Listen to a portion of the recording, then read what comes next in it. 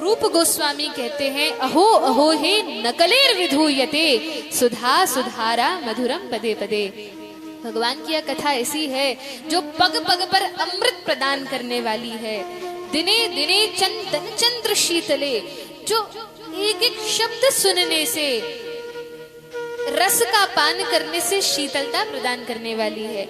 ऐसी भगवान की कथा दिव्य है, अद्भुत है। तो कहा, अच्छा कथा की इतनी महिमा है, इस कथा को कितना सुनना चाहिए? एक बार, दो बार, कितनी बार कथा सुनना चाहिए? आप लोगों को क्या लगता है, कितनी बार कथा सुनेंगे तो कल्याण हो जाएगा? एक बार नहीं होगा, एक बार में कल्याण, तो फिर हम क्यों सुनते हैं? एक बार, दो बार, 3 बार, 10 बार। तो कहा कि भगवान ने ये जो मनुष्य जीवन दिया है, इसलिए नहीं दिया कि संसार में उलझकर सभी जीवों से आसक्ति करके हम यहीं पड़े रहें और 84 के चक्कर में घूमते रहें। भगवान ने यह मनुष्य शरीर दिया है कि हम उनका भजन करें और यहाँ इस जेल से निकलकर भगवत धाम पहुंच जाएं। तो फिर कैसे पहुंचेंगे? तो कहा, सदा सेव्या श्रीमद् भागवती कथा। ये नहीं कथा कहा कि 1 दिन सुनो कि 7 दिन सुनो, 1 बार सुनो, 2 बार सुनो, नहीं। क्या कहा? सदा सेव्या श्रीमद् भागवती कथा यस्य श्रवण मात्रेण हरि चित्तम समाश्रयेत्। इस कथा को सदैव सुनना चाहिए, सदैव सुनना चाहिए, क्योंकि यस्य श्रवण मात्रेण, जिसको सुनने मात्र से हमारे हृदय में हरि विराजमान हो जाते हैं अपने पार्षदों के साथ। और एक बार जिस व्यक्ति के हृदय में भगवान आ जाएं, अभी हमारे हृदय में इधर उधर की सब बातें चलती रहती हैं, ये करना है, वो करना है, ये हो जाए, वो हो जाए। लेकिन एक बार जिस व्यक्ति के हृदय में हरि आकर विराजमान हो जाए, फिर भले ही वो व्यक्ति संसार में हो, लेकिन उसको कोई कष्ट, कोई पीड़ा नहीं होगी। क्यों? क्योंकि वो तो अंतर्मुख होकर भगवान के दर्शन में ही हमेशा मस्त रहेगा, भगवान के चिंतन में लीन रहेगा। तो इस प्रकार से इस कथा को श्रवण करना चाहिए। और तब सनकादि ऋषि इस महात्म्य को सुनाना प्रारंभ करते हैं। कहते हैं, एक बार की बात है, एक ब्राह्मण था जिसका नाम था, क्या नाम था? तुंगभद्रा नदी के किनारे आत्मदेव नाम का एक ब्राह्मण था। यह तुंगभद्रा नदी दक्षिण प्रदेश में आती है। तो वहां पर आत्मदेव नाम के एक ब्राह्मण रहते थे। बड़े भक्त थे, कर्मकांड करते थे, पूजा पाठ, हवन पूजन इत्यादि सब कुछ करते थे। और उनकी एक पत्नी थी। ध्यान पूर्वक सुनिएगा, क्योंकि कल पूछा जाएगा, कल कुछ भी पूछ सकते हैं इस पूरी कथा में से, और फिर आप लोगों को बताना भी तो होगा। तो आत्मदेव नाम के ब्राह्मण थे जिनकी पत्नी थी। ब्राह्मण तो बड़े शुद्ध पवित्र आचार विचार वाले थे, लेकिन इनकी पत्नी थोड़ी अजीब थी। कैसी थी? तो कहा, पत्नी का नाम था धुंधुली, और इस प्रकार की थी कि जब तक 2, 4, 5 घरों में सुबह सुबह जाकर लड़ाई झगड़े न करवा दे, तब तक उसका दिन प्रारंभ नहीं होता था। तो अब आप लोग समझ गए होंगे कि धुंधुली कैसी थी, अधिक वर्णन करने की आवश्यकता नहीं है। तो इस प्रकार यह धुंधुली थी, उल्टा सीधा सोचने वाली और अच्छे आचार विचार की नहीं थी। इसकी उसकी बुराइयां करना, निंदा करना, ये उसका स्वभाव था। अब एक बार की बात है, कई दिन हो गए, बहुत वर्ष बीत गए, समय हो गया। आत्मदेव ब्राह्मण के पास सब कुछ था, खूब संपन्न थे, घर था, धन था, पत्नी थी, सब कुछ था, लेकिन इनकी कोई संतान नहीं थी, कोई पुत्र नहीं था। एक दिन बैठकर विचार करते हैं, बहुत दुखी होते हैं कि इतना धन भगवान ने दिया है, इतनी कृपा की है, सब कुछ है, लेकिन कोई संतान नहीं है, ना पुत्र है ना पुत्री है। तो बहुत दुखी होते हैं, अपनी पत्नी से भी कहते हैं, लेकिन धुंधुली को कोई मतलब नहीं था। वो तो अपने जीवन में प्रसन्न थी और वह तो भोग करती और इधर उधर की बात करना, इसमें उसका मन लगा रहता था। लेकिन आत्मदेव बड़े दुखी रहते थे। इतना धन अब इकट्ठा कर लिया है, अब इसको कौन भोगेगा, ये भी बड़े परेशानी है। पहले तो व्यक्ति पढ़ाई लिखाई करके नौकरी चाकरी धन कमाने में लगा रहता है गधे के जैसा दिन रात, फिर चिंता होती है कि इतना कमा लिया अब इसका क्या होगा, तब सोचता है इसको कहाँ लगाया जाए, कौन भोगेगा, किसके पास रहेगा। तो आत्मदेव ब्राह्मण को भी यही चिंता होती है। एक दिन तो इतने दुखी हो गए कि एक नदी के किनारे जाते हैं और जाकर विचार करते हैं कि जीवन में सब कुछ है लेकिन संतान ही नहीं है तो जीवन का क्या मतलब। और बहुत दुखी होकर विचार करते हैं कि अब तो मैं अपने जीवन का अंत कर दूंगा, अब मुझे रहना ही नहीं है संसार में। जब पुत्र ही नहीं तो क्या काम का संसार, ये भोग, ये गृहस्थ जीवन की तो सफलता ही पुत्र से होती है, पुत्र ही नहीं, संतान ही नहीं तो क्या मतलब। अब जाते हैं और आत्महत्या करने ही वाले थे। बहुत ज्ञान था, वैराग्य था, सब कुछ था, लेकिन फिर भी क्योंकि भगवान की भक्ति नहीं थी इसलिए पालन नहीं होता। आत्महत्या करने गए तो पीछे से एक साधु आए और साधु ने हाथ पकड़ के कहा, अरे आत्मदेव। पीछे मुड़ के देखा, अरे मेरा नाम पता है, कौन है ये साधु। तो देखा कि संत खड़े हैं, कहते यह क्या कर रहे हो, तुम्हें पता नहीं यह मनुष्य जीवन कितनी कठिनाई से करोड़ों में किसी एक जीव को मिलता है, कितने अन्य जीव हैं, तुम्हें मनुष्य शरीर मिला है और तुम इसको नष्ट कर रहे हो। जीवन में कैसी भी परिस्थिति आ जाए, कितना भी दुख हो, संकट हो, लेकिन आत्महत्या का विचार लाना या ऐसा कोई पाप कर्म करना ये ठीक नहीं है। चाहे जितना दुख हो, लेकिन यह संसार में दुख और सुख तो दिन और रात के समान है। जब दुख आते हैं तो कुछ दिनों बाद सुख भी आ जाते हैं। जैसे यदि रात है तो रात ही तो नहीं रहेगी, रात के बाद क्या आता है, फिर दिन आती है, फिर रात आती है, फिर दिन आता है, तो ये चक्र चलता रहता है। इसी प्रकार से मात्रा स्पर्शास्तु कौन्तेय शीतोष्ण सुख दुःखदाः आगमापायिनो नित्यास्तांसि तिक्षस्व भारत। भगवान गीता में कहते हैं, जिस प्रकार रात के बाद दिन, दिन के बाद रात, गर्मी के बाद ठंड का मौसम, ठंड के बाद फिर गर्मी, जिस प्रकार ये चक्र चलता रहता है, उसी प्रकार हमारे जीवन में सुख और दुख तो लगे ही रहते हैं, लेकिन जो धीर व्यक्ति होता है वो इनसे विचलित नहीं होता, इनमें समभाव रखता है। जब दुख आए तो बहुत ज्यादा दुखी नहीं हो जाना चाहिए कि अरे अब क्या होगा, ये सोचना चाहिए कि ठीक है ये समय भी निकल जाएगा। और जब सुख आए तब भी ये नहीं सोचना चाहिए कि अरे अब तो हम बड़े आनंद में, अब तो हम ही राजा हैं, जो चाहेंगे वो होगा।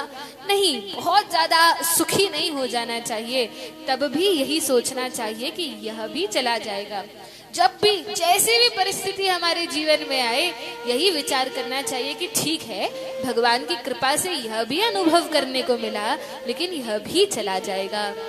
बचपना है तो ये भी चला जाएगा, जवानी आ गई तो ये भी चली जाएगी, बुढ़ापा आ गया तो यह भी चला जाएगा, मृत्यु आएगी, और मृत्यु भी आएगी तो उसके बाद फिर जन्म, फिर मृत्यु, ये चक्र चलता रहेगा जब तक भगवत धाम नहीं जाएंगे। तो इस प्रकार से ये संसार का चक्र है। तब आत्मदेव कहते हैं कि महाराज आप तो साधु हैं, आप क्या जाने गृहस्थों की बात, आप क्या समझे कि गृहस्थ में यदि पुत्र ना हो तो कितना दुख है। तब वे साधु बड़ा सुंदर उपदेश देते हैं, खूब समझाते हैं। देखो, तुम्हारे पास तो पुत्र नहीं है, जिनके पुत्र हैं उनसे जाकर पूछो, क्या जिन जिनके संतान है वे सब लोग परम सुखी हैं? क्या परम धन उनके पास है? क्या जीवन में फिर और कोई समस्या नहीं? नहीं, जिनके पास पुत्र हैं वे भी दुखी हैं, जिनके पास नहीं है वे भी दुखी हैं। इसलिए इस भौतिक संसार में किसी भी भौतिक वस्तु के पीछे बहुत अधिक नहीं भागना चाहिए। तब आत्मदेव बैठकर सुनने लगते हैं, समझ जाते हैं बातों से कि कोई साधारण व्यक्ति तो नहीं है। अब आत्मदेव ने विचार किया कि इतनी बड़ी बड़ी बातें कर रहे हैं, कोई साधारण व्यक्ति तो नहीं है, कोई महान सिद्ध महात्मा ही है। तब चरणों में गिर गए और चरण पकड़कर रोने लगे, महाराज देखिए, मैं जानता हूँ आप कोई परम सिद्ध व्यक्ति हैं, आपसे प्रार्थना है। क्या प्रार्थना है, कहो। देखिए, मेरे भाग्य में हो सकता है पुत्र ना हो, कहते हैं हाँ तुम्हारे भाग्य में कोई संतान नहीं है, इस जन्म में क्या अगले 7 जन्मों में भी तुम्हारे भाग्य में संतान नहीं है। अच्छा, अब इतना और जान लिया कि इनको इस जन्म की तो और आगे के 7 जन्मों की भी पता है, मतलब इनके पास सामर्थ्य है कि यह अपने बल से, अपने पुण्य से मुझे पुत्र दे सकते हैं। तब चरणों में गिर जाते हैं और गिड़गिड़ाने लगते हैं, आप अपनी कृपा से, अपने पुण्यों से मुझ पर कृपा कीजिए और एक पुत्र मुझे दे दीजिए, और मुझे कुछ नहीं चाहिए, फिर आप जो बोलेंगे मैं सब मानूंगा। संत ने समझाया, लेकिन अब कोई व्यक्ति माने ही ना तो क्या करे। ठीक है, संत मान गए और उन्होंने अपने कृपा से एक फल बनाया और इस फल को आत्मदेव ब्राह्मण को दे दिया। कहा देखो, इस फल को ले जाकर अपनी पत्नी को दे देना, और जब वह इस फल को खाएगी, गर्भवती होगी और तुम्हें संतान होगी। और देखो, वैसे तो तुम्हारे भाग्य में कोई संतान है नहीं, और मान लो हो भी गई तो तुम्हारा भाग्य ऐसा है कि बड़ी ही बुरी संतान तुम्हें होगी। खैर, मैंने यह जो फल बनाया है, यदि इस फल को तुम्हारी पत्नी खाएगी तो बड़ी ही सुशील, समझदार, भगवत भक्त, सदाचार युक्त संतान तुम्हारी होगी। तो बड़े प्रसन्न होकर आत्मदेव खूब चरणों में गिरते हैं, प्रणाम करते हैं और घर भागते हैं। घर जाकर अपनी पत्नी धुंधुली से कहते हैं, अरे धुंधुली बाहर आओ, बाहर आओ, कहाँ हो?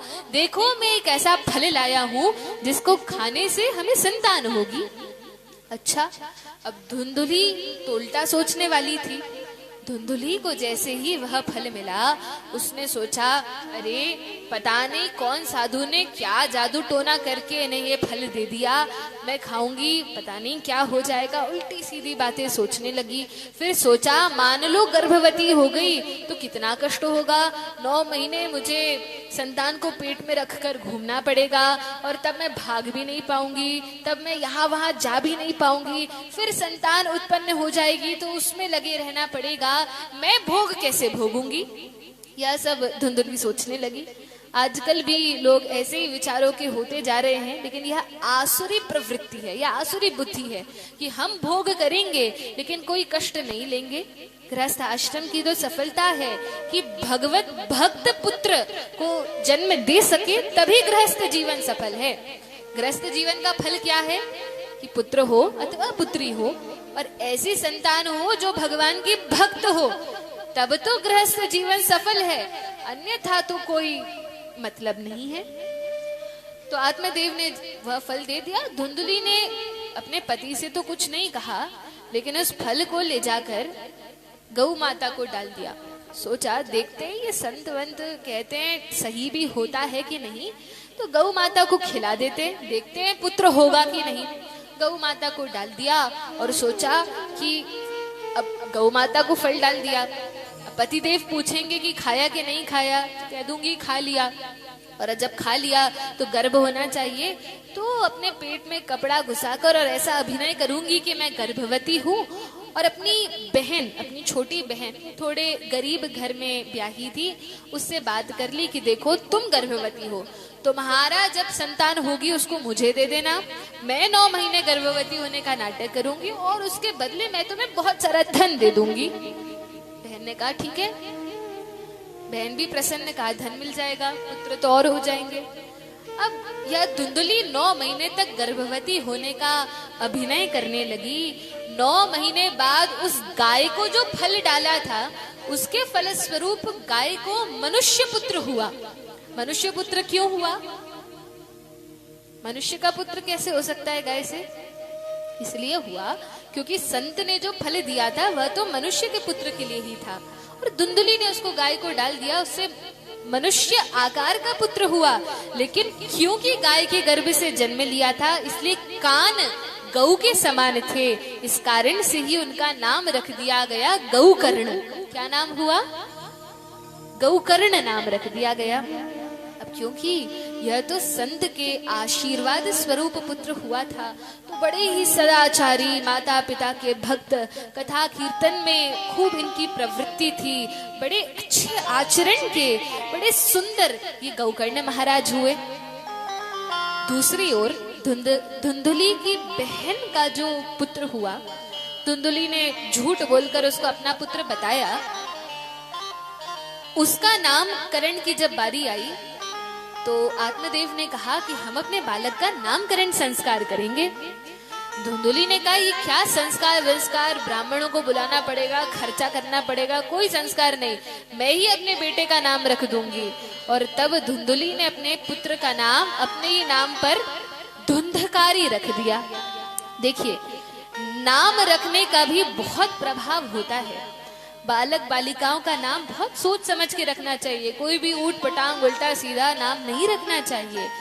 विधि पूर्वक संस्कार होना चाहिए। बहुत बड़ा कोई आयोजन न हो तो किसी संत के पास ले जाकर उनसे प्रार्थना करनी चाहिए कि आप इस बालक का बालिका का नाम रख दीजिए, और तब उसी नाम से उनको पुकारना चाहिए। ऐसा नहीं कि नाम तो रख दिया बड़ा सुंदर, नाम तो रख दिया श्याम सुंदर, और फिर हम उसको बुला रहे हैं श्यामू श्यामू ऐसे करके, नाम बिगाड़ के। ऐसा नहीं करना चाहिए। तब उस बच्चे का भी कल्याण नहीं है, माता पिता का भी कल्याण नहीं है। लेकिन धुंधुली ने क्या नाम रखा? धुंधकारी। धुंधकारी नाम रख दिया। अब जैसा नाम वैसा काम। अब ये धुंधकारी जब बड़ा होने लगा तो बड़ा दुराचारी निकला। माता पिता को कष्ट देने वाला, दिन भर लड़ाई झगड़े करने वाला। साधु संत तपस्या करते तो उनकी आसन खींच के भाग जाता। गांव में जितने छोटे छोटे बालक थे उन्हें उठा उठा कर कुएं में फेंक देता। सभी प्रकार की उल्टे सीधे कामों में लगा रहा। जैसे जैसे बड़ा हुआ तब तो जितने प्रकार के पाप कर्म होते हैं उन सभी में प्रवृत्त हो गया। 4 प्रकार के सबसे बड़े पाप हैं। एक तो मांसाहार ग्रहण करना, शराब पीना, परस्त्री परपुरुष संग करना, जुआ खेलना। ये 4 महान पाप हैं और इन पापों से सभी मनुष्य को बच के रहना चाहिए। लेकिन धुंधकारी ने इनमें से 1-2 पाप नहीं, चारों के चारों पाप प्रतिदिन किया करता था। बहुत दुराचारी था। दूसरी ओर इसके बड़े भाई के रूप में जो गोकर्ण थे वो उतने ही अच्छे थे। माता पिता इनकी हरकतों से त्रस्त हो गए। आत्मदेव ब्राह्मण एक दिन रोने बैठे और अपने पुत्र गोकर्ण से कहा कि गोकर्ण मैं बहुत दुखी हूँ, तुम्हारा छोटा भाई इतना तंग करता है, क्या होगा? मुझे तो भविष्य की चिंता सताती है। देखिए, यही आत्मदेव पहले रो रहे थे जब पुत्र नहीं था कि पुत्र हो जाए। अब पुत्र हो गया तो रो रहे हैं कि ऐसे पुत्र से तो पुत्र न होता तो भला था। सभी परिस्थिति में संसार में तो रोना पड़ता है। तब आत्मदेव ब्राह्मण को उनके पुत्र गोकर्ण थोड़े दूर घर से जंगल में ले जाते हैं और पुत्र अपने पिता को बड़ा सुंदर उपदेश देते हैं।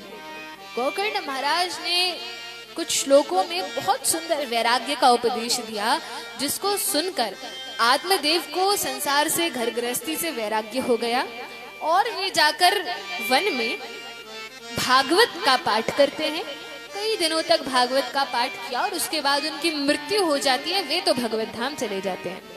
यहाँ गोकर्ण महाराज देखते हैं कि घर की व्यवस्था ठीक नहीं है, ये धुंधकारी बड़ा दुराचारी है, तो वे भी निकल जाते हैं तीर्थ स्थलों की यात्रा करने के लिए। अब घर में कौन कौन रह गया? धुंधकारी और उनकी माता धुंधुली, ये घर में रह गए। अब धुंधकारी इतने पाप करता था, इतना तंग करता था कि धुंधुली ने एक दिन सोचा, ये भगवान कैसा पुत्र है, और पुत्र के कारण त्रस्त होकर घर में ही जो कुआं था उस कुआं में कूद कर अपने प्राण त्याग दिए। अब अकेला घर में बचा धुंधकारी अपनी जो पत्नी थी उसको तो घर से निकाल दिया और घर में 5-5 वेश्याओं को लाकर रख दिया और उनके साथ भोग करता। इस प्रकार से नशे में, मांस आदि में वो लगा रहता। कई पाप उसने कर रखे थे। एक दिन की बात है, या जो धुंधकारी था वैसे तो जन्म से किस जाति का था? आत्मदेव का पुत्र था, तो कौन था? ब्राह्मण था। और ब्राह्मण का क्या कर्म होता है? पूजा पाठ करवाना, कथा कीर्तन, कर्म कांड इत्यादि, यही ब्राह्मण के कार्य होते हैं। लेकिन यह धुंधकारी इस लायक तो बचा नहीं था कि कोई धर्म कर्म के कार्य करता। लेकिन अब धन कहाँ से आए? कोई बिजनेस तो था नहीं, कोई व्यापार था नहीं और कुछ कर नहीं सकता। तो यह धुंधकारी चोरी करके धन लाता था, लूट मार करके, और तब उन वेश्याओं को देता था, क्योंकि वेश्याएं ऐसे तो रहेंगी नहीं, उन्हें तो धन चाहिए।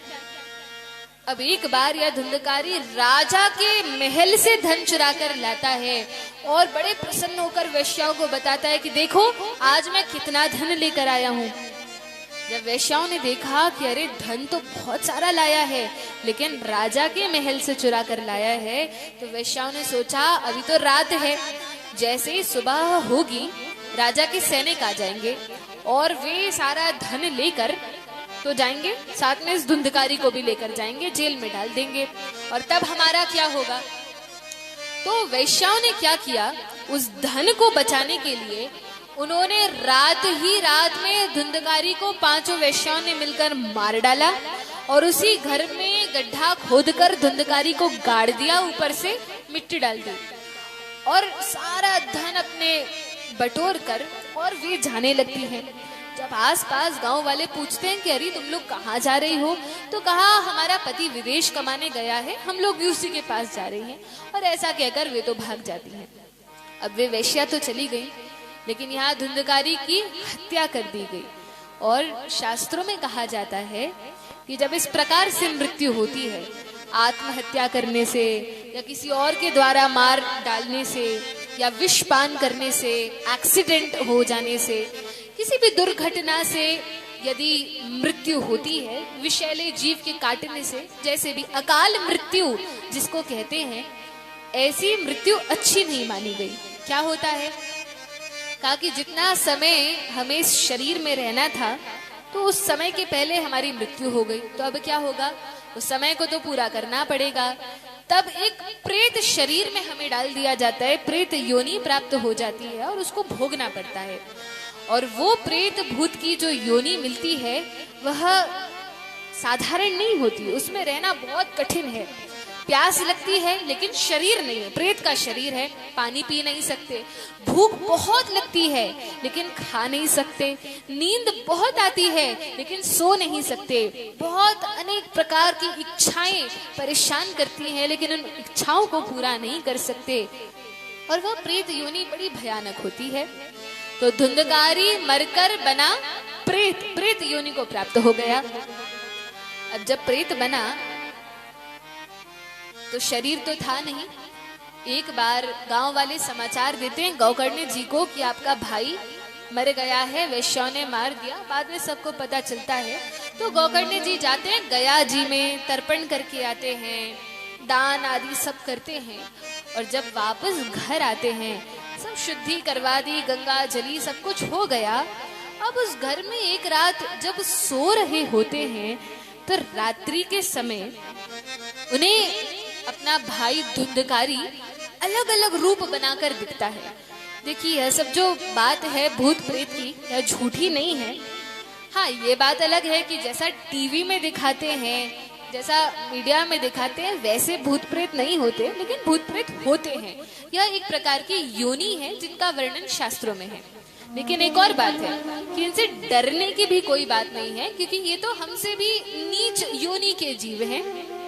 इनसे डरने का विषय नहीं है। भैया बैकग्राउंड म्यूजिक स्लो कर दीजिए।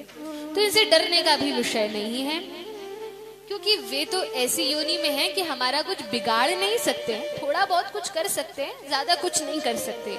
उस पर भी यदि हम भक्त हैं, यदि भगवान के नाम का जप करते हैं, यदि हमारे घर पूजा पाठ नियमित रूप से होती है, गरुड़ घंटी बजाई जाती है, शंखनाद होता है, तो ऐसे घरों में भूत प्रेत का कभी भी वास नहीं होता।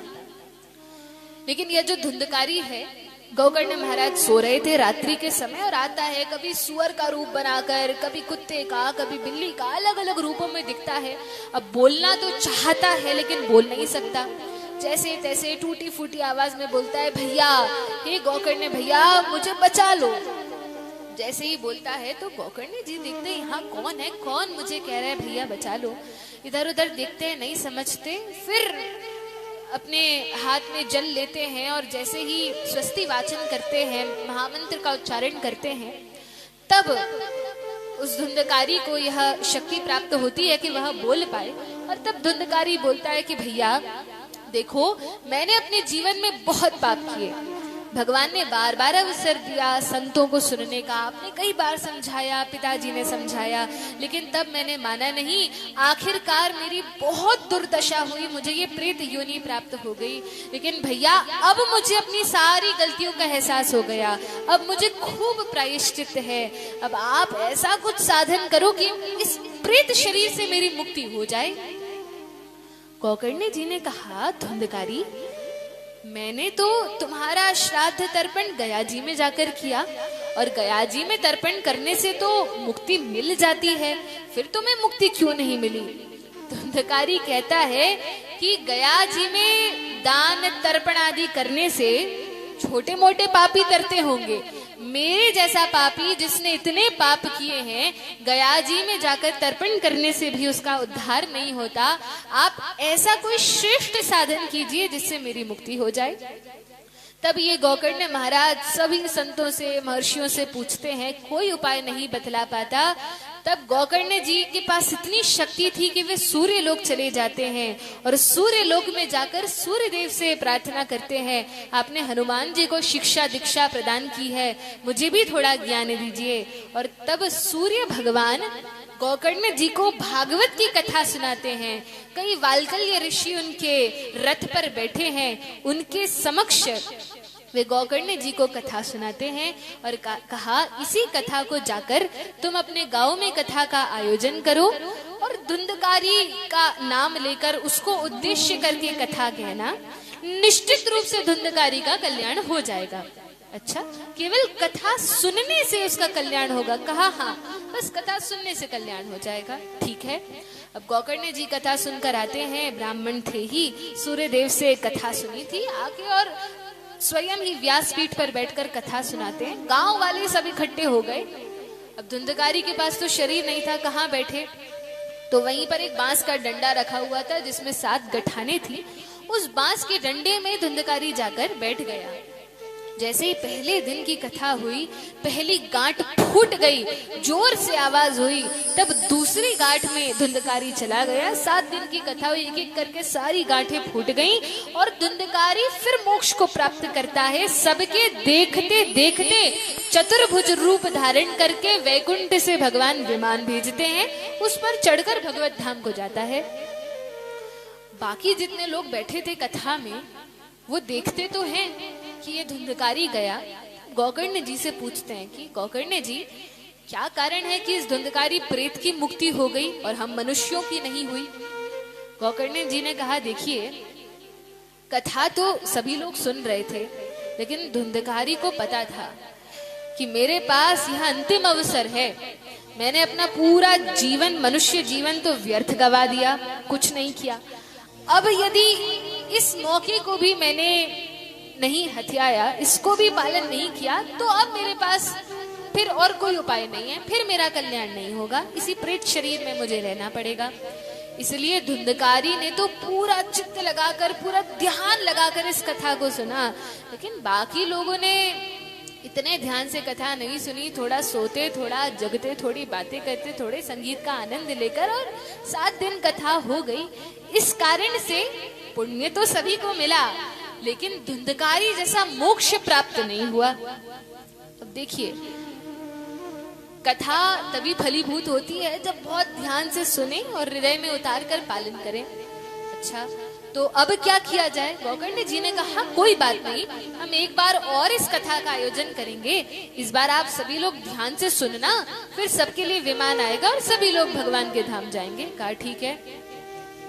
अगले साल फिर कथा रखी गई और फिर जितने गांव वाले थे सबको पता था कि हमें बहुत ध्यान से इस कथा को श्रवण करना है। सब बैठ गए, 7 दिन पूरा चित्त लगाकर कथा सुनी और तब सभी के लिए वैकुंठ से विमान आया और गोकर्ण जी को लेने के लिए तो साक्षात भगवान श्री कृष्ण रथ पर बैठकर आए और लेकर विमान से वैकुंठ चले गए। अब आप लोग बताइए कि यदि वृंदावन धाम में कथा हो रही है, आज तो पहले ही दिन है, सबको बता दिया कि ऐसे ऐसे सुनना है, बाद में ये ना कहें कि बताया ही नहीं था कि इतने ध्यान से सुनना है। अब यदि भगवान ने कृपा करके विमान भेज दिया तो कौन कौन विमान पर बैठकर चले जाएंगे?